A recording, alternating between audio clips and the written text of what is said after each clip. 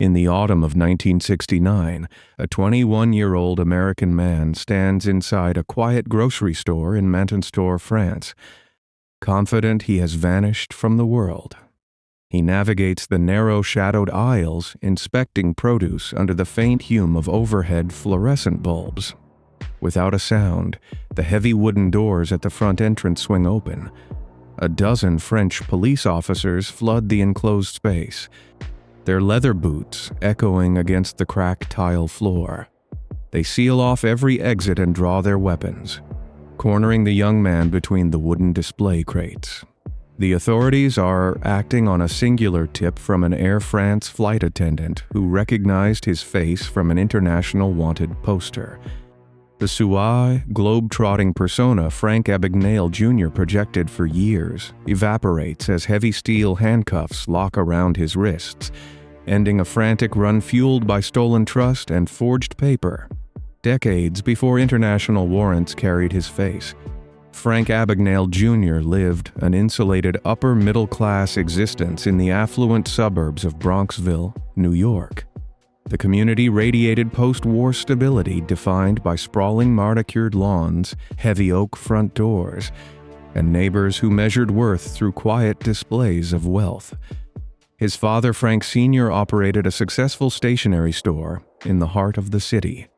The elder Abagnale moved with ease through local political circles, charming local officials and business owners over thick steaks and scotch. Young Frank worshipped this man, spending his afternoons sitting in silence in the back room of the shop. The boy absorbed the scent of fresh ink, carbon paper, and leather-bound ledgers while watching his father navigate the world using charisma as currency. The teenager learned early that a tailored suit and a confident smile could unlock heavy doors and secure favors that money could not buy. This foundation of outward appearances built the framework for the devastating deceptions that would define his entire adult life. The illusion of domestic perfection shattered in the mid-1960s. Frank Sr. and his wife entered into a bitter, protracted divorce that tore the foundation of the family home apart. The spatial dynamic of the household shifted from a sanctuary of warmth to a battleground of slammed doors and cold silences. Custody battles and legal disputes drained the family bank accounts. Frank Sr. lost his prominent social standing and was forced into a sudden, humiliating financial decline. The elder man moved out of the sprawling suburban house and into a modest, cramped apartment on the fringes of town. Young Frank chose to live with his father, witnessing the psychological destruction of a man who once commanded total respect from the community. The teenager watched his idol struggle to pay utility bills and maintain the facade of prosperity in front of old acquaintances. The desperation radiating from his father embedded a dangerous lesson within the boy. Frank realized that society did not demand actual wealth, but merely the performance of it. He began walking the streets of New York, studying the faces of bank tellers, retail clerks, and transit workers. He noted the automatic deference given to men wearing uniforms and carrying rigid leather briefcases. The authorities and gatekeepers of the era operated on an absolute honor system, relying on paper ledgers and landline telephone calls to verify identities. There were no centralized computer databases or instant background checks to cross-reference a claim. The 1960s banking infrastructure depended on regional clearinghouses, manual rubber stamps, and blind faith in printed credentials. A person was simply whoever they confidently claimed to be within the confines of a bank lobby. The teenager began adopting small lies to navigate his shifting reality, testing the boundaries of what the adults around him would accept without question. He practiced his posture in the mirror, lowering the register of his voice to project unarmed authority. The innocent suburban boy began constructing a hollow shell, preparing to weaponize the very trust that held polite society together. The point of absolute no return arrived in 1964, when Frank was 15 years old. His father, desperate to maintain a semblance of normalcy for his son, handed the teenager a mobile gas credit card. The small plastic rectangle was meant to help the boy commute to a part-time job and ease his transition into responsibility. Instead, Frank looked at the card and saw a direct line to untraceable cash. He drove his Ford to a local corner service station, a grimy concrete island illuminated by buzzing sodium streetlights. The teenager approached the grease-stained attendants with a quiet, calculated proposal. He instructed them to run the mobile card for expensive items like heavy-duty tires, premium batteries, and fan belts. The attendants placed the card into the heavy metal imprinter, slamming the mechanism across the carbon copy paper with a loud metallic clack. They registered the phantom sales, kept a portion of the profit, and handed the rest of the cash to Frank. No physical merchandise ever left the shelves. For weeks, the 15-year-old repeated this exact process across different service stations throughout the county. He exploited a massive systemic loophole of the 1960s financial system. Credit card receipts required 30 to 60 days to process through the postal service and reach the account holder. The physical paper trail moved at a crawl, granting the teenager weeks of absolute invisibility. The attendants assumed they were scamming a massive faceless corporation, unaware that the invoices were routed directly to a struggling single father. Frank pocketed the stolen cash, using it to fund dates and buy expensive meals, projecting the wealth his father had lost. The scheme ran unchecked until the mail finally caught up with the physical reality. Frank Sr. opened his mailbox to find a towering stack of invoices totaling thousands of dollars in fraudulent charges. The discovery was a crushing psychological blow to a man already teetering on the edge of financial ruin. The father realized his own son had engineered his final financial collapse. Confronted with the massive debt and the absolute betrayal of his closest confidant, the dynamic between father and son shattered. The authorities were not called, but the moral boundary had been crossed forever. Frank understood the magnitude of the destruction he had caused and knew the domestic safety net was gone. He packed a small bag, walked out the heavy front door of his father's apartment, and stepped into the sprawling expanse of New York City. At 15 years old, he had no high school diploma, no legitimate job prospects, and no shelter. He possessed only a stolen understanding of how human beings could be manipulated by a confident voice and a piece of plastic. The frightened teenager who walked away from Bronxville was dead. In his place stood a predator who realized that the entire world operated on an unsecured honor system, waiting for someone bold enough to just take the cash. Wandering the sprawling concrete grid of Manhattan in early 1965, Frank sought a disguise that could command unquestioned respect. He walked into a specialized uniform supply store on an industrial avenue, an establishment lined with heavy wool suits and brass button jackets. Presenting a forged employee identification card, the teenager claimed he had misplaced his issued uniform and needed a replacement. The clerk handed over an authentic, tailored Pan American World Airways pilot uniform without a second glance. Frank carried the suit to a public restroom, shedding his teenage street clothes and stepping into the dark blue fabric of a commercial aviator. He adjusted the gold-braided cuffs and the stiff, winged cap before walking through the heavy revolving doors of a nearby Chase Manhattan bank. The cavernous marble lobby hummed with the quiet sounds of adding machines and the stamping of ink pads. Bank tellers took one look at the crisp uniform and processed his forged payroll checks, ignoring standard verification protocols. The illusion of a prestigious career provided him with a master key to the 1960s banking system. He exploited the physical delay of the postal clearinghouses, cashing fraudulent paper and moving to a new branch before the previous check bounced. The cross-country crime spree portrayed in popular culture never occurred. Law enforcement did not chase a brilliant phantom impersonating a doctor in Georgia or a lawyer in Louisiana. The physical paper trail of bad checks caught up with the runaway teenager within weeks. Local police officers traced the forged signatures straight back to his temporary residences in New York. In 1965, a judge sentenced the 17-year-old to a substantial term for petty theft and check fraud.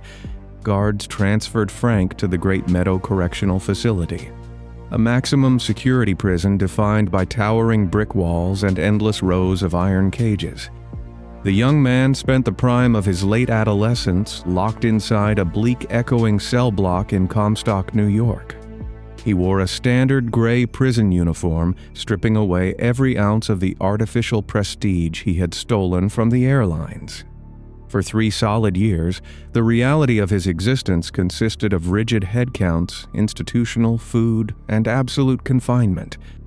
The world moved forward, leaving the teenage con artist trapped behind concrete walls until his parole release in 1968, stepping out of the prison gates with a cardboard box of personal effects. The 19-year-old parole returned to the only survival method he knew. He reclaimed a stolen Pan American pilot uniform and began frequenting regional airports, searching for vulnerable targets to exploit. Frank fixed his attention on a young flight attendant named Paula Parks, a hard-working professional operating out of the East Coast. He stalked her daily routines, learning her flight schedules and shadowing her movements through crowded airport terminals. Presenting himself as an active pilot on layover, he inserted himself into her social circle with practiced disarming charm. Paula maintained a close-knit relationship with her family, speaking fondly of her parents and their welcoming home in the South. The predator listened to these personal details, mapping out the physical geography of a new unguarded domestic sanctuary. He recognized that Paula possessed access to established bank accounts and a trusting support system. Instead of forging checks against large commercial banks, he decided to siphon the resources of the very people who offered him friendship. In the spring of 1969, Frank traveled over 1,000 miles south to the sprawling suburban neighborhoods of Baton Rouge, Louisiana. He located the Parks family residence, a modest single-story house anchored by a wide driveway and a manicured front lawn. The imposter walked up the concrete path, wearing his dark blue aviator uniform, and knocked on the heavy wooden front door. When the parents of the flight attendant answered, Frank introduced himself as an orphan and a colleague of their daughter, claiming he had nowhere to spend his designated leave. The older couple, driven by deep Southern hospitality and respect for his fabricated profession, invited the stranger inside. They offered him the spare bedroom down the hall, providing hot meals, clean laundry, and unwavering emotional warmth. Frank sat at their polished wooden dining table every evening, sharing stories of fake international travels while studying the internal routine of the household. He noted when the father left for work and when the mother drove to the local grocery store. The family viewed the young man as an honorable guest, unaware that a convicted felon was sleeping just steps away from their bedrooms. The calculated betrayal commenced during a quiet weekday morning when the house stood empty.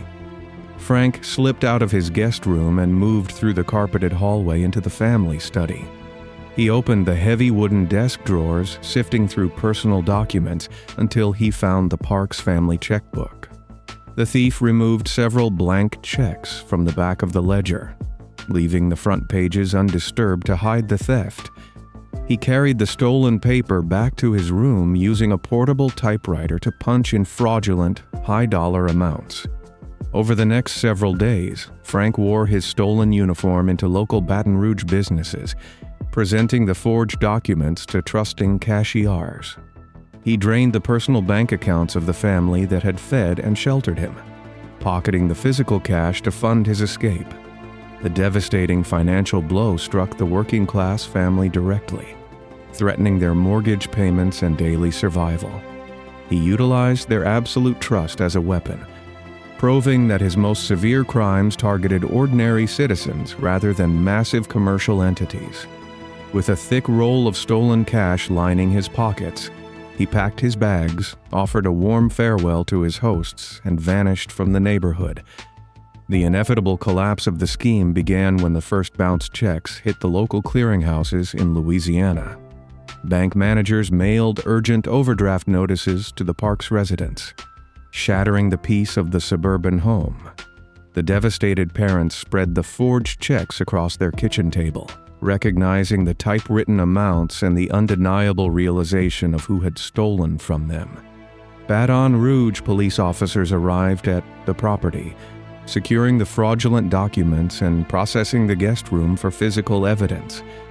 Detectives confronted a massive jurisdictional hurdle, as the stolen funds had already crossed state lines and vanished into the national transit system. Postal inspectors joined the local authorities, comparing the signature strokes on the Baton Rouge checks to old police files from New York. The investigators uncovered his true identity, exposing the esteemed pilot as a 20-year-old parolee with a severe record of deception. By the time the federal warrants were typed and signed, the paper trail revealed the suspect had already fled the state. Fearing a return to the concrete cells of Great Meadow, Frank bypassed domestic airports and secured a one-way ticket to Europe. The authorities issued international alerts. Knowing the young predator could no longer hide behind the uniform he had stained with absolute betrayal, Frank lands on the European continent in late 1969, carrying the stolen cash siphoned from the Parks family bank accounts. He navigates the sprawling transportation hubs of France, utilizing the geographic distance from the United States as a temporary shield against the federal warrants. The runaway moves from town to town, presenting forged checks to local cashiers and regional bank tellers. The paper trail he leaves behind continues to grow, mirroring the desperate survival tactics of a cornered fugitive rather than the calculated moves of a master thief.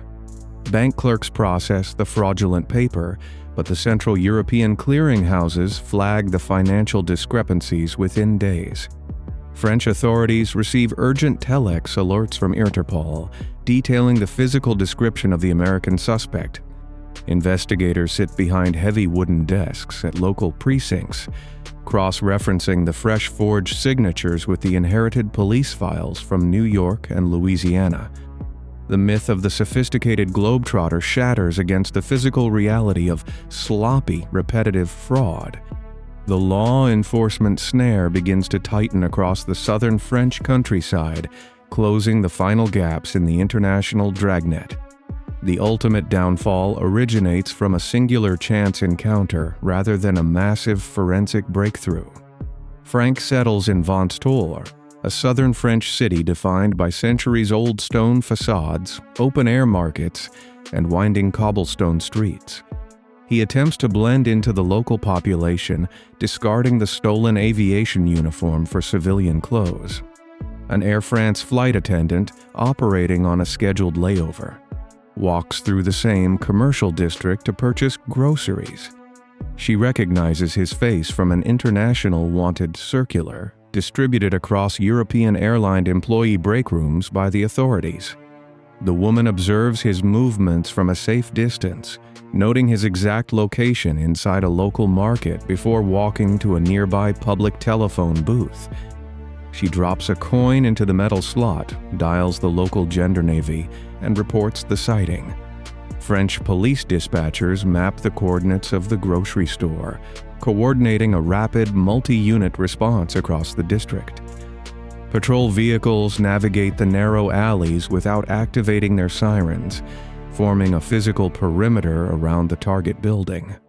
The authorities prepare to capture a man they believe is a highly sophisticated international criminal, securing every possible avenue of escape. The chronological end of his crime spree unfolds inside the quiet enclosed walls of the Montulster grocery store. Frank inspects produce under the faint hume of overhead fluorescent bulbs, completely isolated from the gathering police presence outside. Without a sound, the heavy wooden doors at the front entrance swing open. A dozen French police officers flood the enclosed space, their leather boots echoing against the cracked tile floor. They seal off the exits and draw their service weapons, cornering the suspect between the wooden display crates. Heavy steel handcuffs lock around his wrists, terminating a frantic multi-year run fueled entirely by stolen trust.